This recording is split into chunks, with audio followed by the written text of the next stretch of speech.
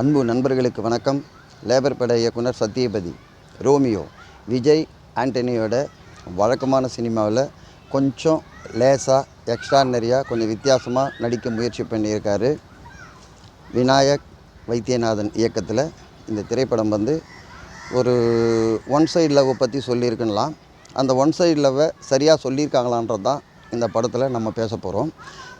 1 comedy, 2 sentiment, 3 fight, 4 song, 5 கதை. இது எல்லாமே இந்த படத்தில் கொஞ்சம் கொஞ்சமாக இருக்குது. இதை மொத்தமாக சேர்ந்தால் ஒரு ஜனரஞ்சகமான படமாக வந்திருக்கு. இந்த சம்மர் வெக்கேஷனில் நீங்கள் ஒரு ஃபேமிலியோடு போய் உட்காந்து பார்க்குற அளவுக்கு இந்த படம் உங்களை கனெக்ட் பண்ணும். இந்த படம் சொல்லும் பாடம் என்னென்னா, ஆண்களில் ரோமியோவாக இருக்கிறவங்க அழகாக தான் இருக்கணும்னு பொண்ணுங்க நினைக்கிறதில்ல. பொண்ணுங்களுக்கு பிடிச்ச மாதிரியும் பொண்ணுங்களுடைய சிந்தனை ஓட்டங்களை செயல்படுத்தக்கூடிய எந்த ஆம்பளையும் ரோமியோன்றது தான் இந்த படத்தோட கான்செப்ட். இந்த படம் ஒரு சாதாரண ஒரு பொண்ணு கதாநாயகியாக ஆகணுன்ற கான்செப்டில் கல்யாணம் பண்ணிக்கக்கூடாதுன்னு தெளிவாக இருக்கா. கல்யாணம் பண்ணிக்கினா ஹீரோயினாக வாய்ப்பு கிடைக்காதுன்றதுனால அவாய்ட் பண்ணும்போது ஒரு கட்டத்தில் அவளுக்கு மேரேஜ் நடக்குது.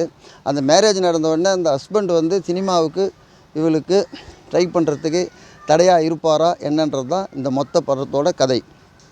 என்ன சொல்லுதுன்னா, ஒரு கல்யாணம் பண்ணி ஹஸ்பண்ட் மனைவியாக உள்ளே வரும்போதே, சிட்டிக்குள்ளே வரும்போதே அவர்களுடைய நண்பர்கள் கடத்திடுறாங்க. அதுக்கப்புறம் இவங்க லட்சியத்துக்கு துணையாக இருந்த இயக்குனர், அந்த இயக்குனர் கேரக்டரை ரொம்ப அழகாக இயக்குனர் சித்தரிச்சிருக்காரு. இந்த படம் பெண்கள் முன்னேற்றத்திற்காக ஆண்கள் எவ்வளவு கஷ்டப்படுறாங்கன்றது தான் இந்த படம் தெளிவாக சொல்லியிருக்கு. ஒரு சினிமாவுக்குள்ளே சினிமா ஷூட்டிங்கையும் சினிமாக்காரன் படுற வேதனையும் அவன் அனாவசியமாக செலவு பண்ணுற விஷயத்தையும் யோகி பாபு, விடிவி கணேஷ் இவங்களை வச்சு சொல்லிக் கொடுக்குற காமெடி ஓவர் காமெடியாக இல்லாமல், லோ காமெடியாக இல்லாமல், டீசெண்டாக எக்ஸ்ட்ரானரியாக உங்களை விநாயக் வைத்தியநாதன் உட்கார வச்சு 2.5 மணி நேரம் படத்தில் கொஞ்சம் சந்தோஷமாக திருப்திப்படுத்தி அனுப்புகிறாருன்னு தான் சொல்ல முடியும். தங்கச்சி சென்டிமெண்ட்டு, அம்மா சென்டிமெண்ட்டு, அப்பா சென்டிமெண்ட்டுன்னு இதெல்லாம் ஒரு கலவையாக சீரியலையும் தாண்டி வெப் சீரிஸுக்கும் தாண்டி சினிமாவாக இந்த படத்தை வந்திருக்கிற விஷயம் பெரிய விஷயம்.